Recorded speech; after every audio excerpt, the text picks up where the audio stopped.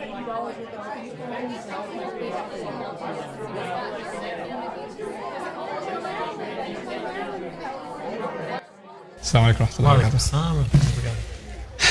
going? Things are good, things are good. No questions from anybody, just something on my mind. Something that's been on my mind for a long time. Something that we have a big problem with all over the Muslim world. I thought it was like a Desi thing. It's not. It's all over the Muslim world. It's hitting women, dude. And justifying it from Quran. Because you know the ayah says, وَضْرِبُهُنَّ, and hit them. And so using that to say, well, you're obviously allowed to hit women. And when I started looking up this subject, I wasn't satisfied with stuff that I read. It just didn't add up. So I decided to keep on digging. Until a couple of years ago, I went to, I still remember, Professor Abdul Halim in Oxford. And I sat with him and I took my Quran questions to him, and this was one of them. Help me understand this ayah. Right? And I want to tell you, I want to share with you what I learned from him and my own thoughts on it. But before I do, you know, most of the time when we talk about this ayah, we're like explaining this to non-Muslims. Yeah. Which is so ingenuine, dude. We need to have a conversation about this with Muslims. Yeah. This is our faith. This is our book. This is what we believe. I believe every single ayah is perfect. Every single ayah could not be any better than it is. It's the most beautiful gift of Allah on this earth. No ayat should be considered a curse. No ayat should be considered negative, or, you know, why is that here? Yeah. Because if you even question why is this here, you're questioning the idea of Allah revealing Himself. Like the idea of Allah sending revelation, the greatest gift ever given. Ar-Rahman allama al-Quran. The unimaginably merciful is the one who taught the Quran. Like, even if you question or you think less of one ayah, what good is your iman? Where'd it go? So protecting the integrity of this ayah, to me, is like fundamental. Because if, you know, and Muslim women, many Muslim women I've met have a problem with this ayah. And their concern is legitimate. But to have a problem with an ayah and you're Muslim, there needs to be something resolved here. Because you can have, I have a problem understanding this ayah, which is a little bit different from, actually no, it's a world different from, I have a problem with this ayah. You know, that's a crime. That's just, I mean, that's about faith itself, you know. But how does one understand it? That's the thing, right? Let's help people understand it. So first and foremost, every surah is perfect. No ayah, you cannot take an ayah out of a surah, put it in a different surah. That's the first thing, right? So this belongs to Surah Nisa. This means it does not belong in Surah Al-Ma'idah or Tawbah or Baqarah, or it belongs in Surah Nisa. And Surah Nisa is a perfect conversation orchestrated by Allah, intended as such. In other words, the first thing when we understand an ayah is which surah is it placed in, what conversation is it a part of. So Surah An-Nisa has a number of legal instructions. It talks about another big subject for a lot of people, polygamy. It talks about inheritance law. It talks about you know, the punishment of adultery. It talks the early punishments for adultery, at least. It talks about exceptional cases. It talks about who is it haram for you to marry. Now, you know what all of those things have in common? Every one of them, when Allah talks about them, He talks about the most unusual cases. That's the common thread that ties all of these together, the most unusual cases. First unusual case, if you were raising 4 girls as orphans, and they gained a certain age, and they're not your mahram, they're not part of your family, you're allowed to marry one of them, or 2 of them, or 3 of them, or whatever. Is that a usual case? Somebody raising 4 orphan girls? Or even polygamy, when it's talked about, which is a separate subject, it's talked about in the most unusual circumstance. You see what I'm saying? Even more unusual. Like, it's uncomfortable even to listen. حُرِّمَتْ عَلَيْكُمْ أُمَّهَاتُكُمْ وَبَنَاتُكُمْ وَخَالَاتُكُمْ. Your mothers are haram for you to marry. Your aunts, your daughters are haram for you to marry. Your aunts are... Why would Allah say that? He's not talking about normal circumstances. He's talking about psychologically disturbed, weird people out there. Some crazy case can happen, so this needs to be spelled out. See, the thing with law is not for law-abiding citizens. Actually, laws are for criminals. They cover the periphery of society, not the main center of society. That's what Surah An-Nisa is doing. It's actually covering the outlying crazy case situations, here's what you're going to do. Now you know how to deal with these extreme situations, which automatically covers all the normal situations, right? If you keep that in mind, then you get to this ayah. And even that hit them is part of a very long ayah, which begins with men are caretakers of women. Now tell me, caretaker, qawwam, the same word shares a root with the name of Allah, qayyum. Allah is the caretaker of everything. Do you imagine Allah is caretaker hitting, striking? No. Is that part of His care? No. That's not the thought that comes in your mind when you think of taking care. It's already being negated as the ayah begins. And what are they in authority in what sense? قَوَّامُونَ عَلَى النِّسَاءِ بِمَا فَضَّلَ اللَّهُ بَعْضَهُمْ عَلَى بَعْضٍ. Because Allah gave some preference over others. Allah did not say because Allah gave men preference over women. He could have said that, it's His words. He could have said بِمَا فَضَّلَ اللَّهُ الرِّجَالَ عَلَى النِّسَاءِ أو بِمَا فَضَّلَهُمُ اللَّهُ عَلَيْهِنَّ. He could have said it because Allah preferred men over. He said because Allah gave some preferences to some over others. In other words, women have certain things they have preference in, so Allah gave them certain benefits, and men were given certain benefits. And in this case, men have been given the responsibility of maintaining women. Okay, fine. وَبِمَا أَنفَقُوا مِنْ أَمْوَالِهِمْ. And because of what they spend from their money. فَالصَّالِحَاتُ قَانِتَاتٌ حَافِظَاتٌ لِلْغَيْبِ بِمَا حَفِظَ اللَّهِ. Then good women are subservient to Allah. I'm adding to Allah because that's what qunut is used in the Quran. It's not subservient to their husbands. It's qunut everywhere in the Quran, like dua al-qunut. Qaniteen, qumu lillahi qaniteen. Every time it's used for Allah. How are you going to say now it's being used for husbands? Good women are subservient to Allah. Hafidhatun lil ghayb, they're guardians of what is in the unseen. Meaning they guard their dignity and they guard their faith, even when their husband's not around. Hafidhatun lil ghayb. That's one of the meanings. There are other meanings too. Bima hafidhullah, on account of what Allah decided that should be guarded. Then He says, now, by the way, so far they're obedient to Allah and they guard the chastity of the marriage and their own chastity. They guard the integrity. They don't cheat on their husbands, basically. Okay. Now He says, وَاللَّاتِي تَخَافُونَ نُشُوزَهُنَّ. And as for those from whom you are afraid of their uprising. That's the next part. Now, I asked Professor Abdul Halim, what is this uprising? Because this uprising is used later on in the surah when a man is abusive to his wife. So a man potentially hitting his wife or hurting her or going against her in some aggressive way, that's also nushuz. Okay?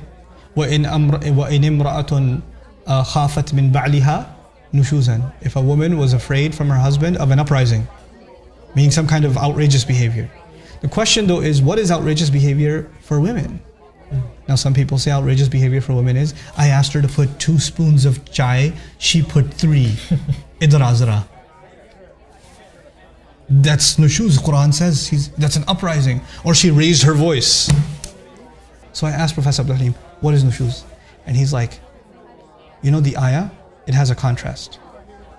Here are good women, and here are women that have an uprising. Which means they do the opposite of what good women do. Good women are subservient to Allah. This woman has now started defying Allah. Good women are loyal to their husbands. This woman is now what? Cheating on her husband. And the husband says, Allah says to the husband, if you're afraid that she's doing this, not that she is doing it, but you're afraid that she's doing it. She hasn't done it yet, but he's developing a fear and it's getting bigger and bigger. And وَاللَّاتِي تَخَافُونَ as opposed to khiftum, not you were afraid, but you continue to be afraid. In other words, he's getting suspicious and he's getting more suspicious, he's getting more suspicious. It's lingering, he notices things about her that he's like, what's going on here? And so he said, Allah says, فَعِظُوهُنَّ, then give them advice. Listen, something's happening. Why are you going out late at night with makeup on? Or what's going on? Tell me what's going on. I need to know. Try to counsel them. Doesn't work. You tried it regularly, it didn't work. وَهْجُرُوهُنَّ, leave the bed. Abandon them. Fil madaji', in the beds. Don't sleep with them. You're disgusted by what you know is, the fear is growing. You haven't seen anything, but the fear is growing. It's gotten really, really bad. Now it gets to the worst case. The worst case is she's actually caught. He sees her with another man. Something crazy. And he sees this, and he loses his mind. And what does he do? He hits her. By the way, let's take Muslim out of this. Some dude, not even married, with his girlfriend, he sees another man. What did you do? Yeah. Is that a natural well, a girl would do it, a guy would do it. Yeah, snaps. You snap. Now he hit her, or he pushed her, something he did, and he feels bad. Yeah. How could I have done that? Allah says, I'm giving you license in that crazy case. I'll let you get away with that one. At the, if you look at the, and by the way, when I discussed this, Professor Abdul Halim, right? Remarkable Quran scholar. He's the one sharing this with me, and I'm like, whoa, I ain't never heard that before. So that night, I had dinner with a bunch of scholars, traditional scholars. I'm not going to name them. I don't want to blast anybody. And I was the only kind of like, dressed like a kafir kind of, and they're all traditionally dressed ulama. And so I was like, let's stir up some trouble around here. So I was studying the ayah about hitting women with Professor Abdul Halim this morning. And they're like, really? What did he say? And I shared this with them. And this is actually it's restricted only to a case of repeated and perpetual infidelity from a wife, and it drives the man nuts, and then he eventually ended up losing his cool. And Allah says, people get killed over this sort of thing, by the way. And by the way, hitting, then comes the sunnah. How much can you hit? How can you hit? The Prophet ﷺ, the sunnah will dictate that you can't actually hit hard ever. Yeah. You can't ever, hit in a way that even the skin would turn red and tap or whatever. That's a separate problem. But this is restricted to the craziest case. It's not the norm. It's not the norm. So I said that. That is not the norm. That is the exception. And to use that as a norm is a crime against the Quran. How'd it go? I'm expecting fireworks. Yeah. The senior guy among them, you know what he says? Makes sense, we believe that too. Oh wow. And I was like, no. You do? He goes, of course. I was like, why don't you ever say it? I literally just called him out, I couldn't help myself. Why is this the first time I'm learning this? Yeah. And he says, people aren't mature enough to learn these things yet, and they won't be able to, people might take advantage of it. And I was like, seems like that is disturbing, Sheikh man. Because your job is to clarify the religion for people. Yeah. And now you're going to decide what's in their best interest and keep. It's just messed up. But there are other interpretations. Now don't even hit them, just go away from them. Yeah. I'm not as convinced of them from linguistics perspective. Right? Mm-hmm. But from the context. Now here's the thing. فَإِنْ أَطَعْنَكُمْ, if they start obeying you. The question is, if you think your wife is cheating on you, why don't you just leave her? Yeah. Because ayat in the Quran are there. If you think she's, you can accuse her, you can do. Now if you accuse in a Muslim society, then you're going to accuse and they're going to go to court and the entire family will be humiliated and she might even be executed, whatever. Yeah. Proceedings are going to happen. And if she doesn't want to admit to it, she'll have to declare that Allah's curse should be on her if she's lying. Mm-hmm. Do you hate her that much that you want Allah's curse to be on her forever? And maybe there are kids involved, there's other family involved, there are emotions involved. Maybe you don't want to leave her. Maybe you want to move on from this incident. So he says, if they start obeying you, then don't make a case against them again. فَإِنْ أَطَعْنَكُمْ فَلَا تَبُوا عَلَيْهِنَّ سَبِيلًا. Start over. Don't bring it up again. Move on. If you're gonna move on, then you better move on. Wow. Don't ever bring it up again. إِنَّ اللَّهَ كَانَ عَلِيًّا كَبِيرًا. Allah is the ultimately high. Why did Allah say it in this ayah? Why did He say He's the ultimately high?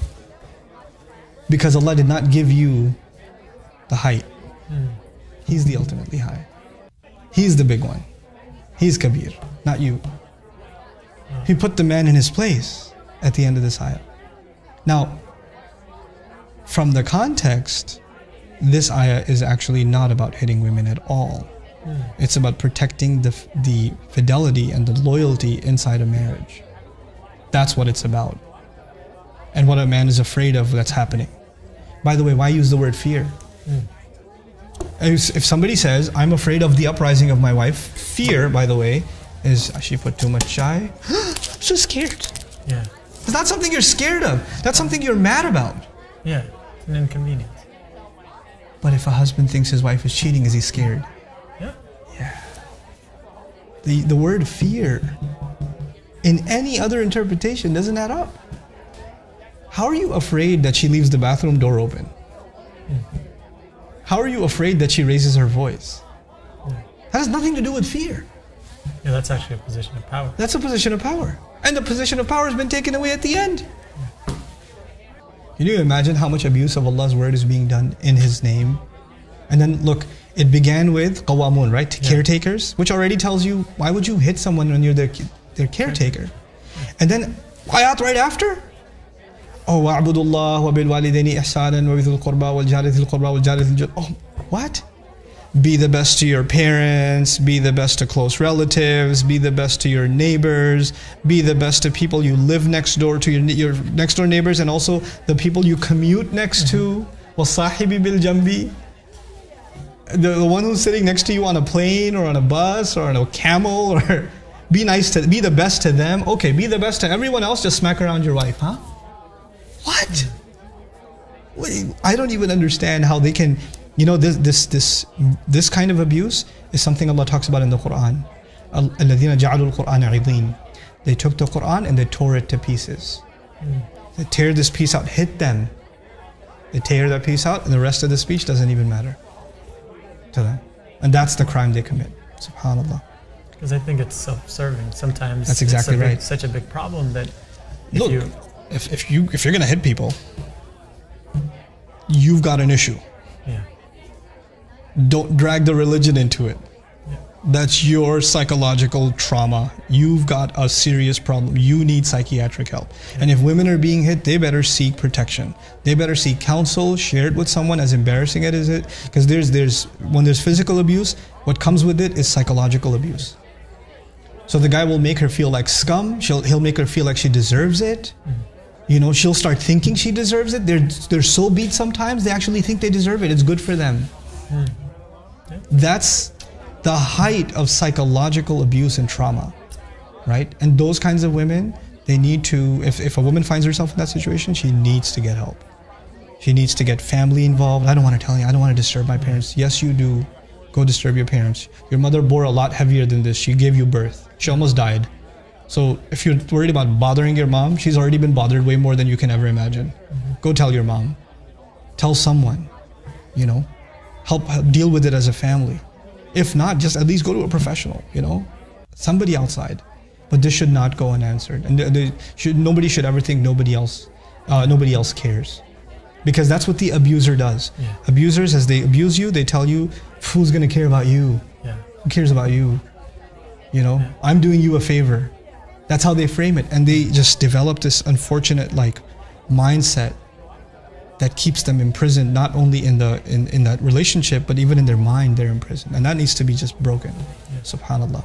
And what do you say about some people who say the context of how the word فَضَرَبَ اللَّهُ مَثَلًا, like how the word daraba is used in the Quran isn't necessary, is used in different ways as well?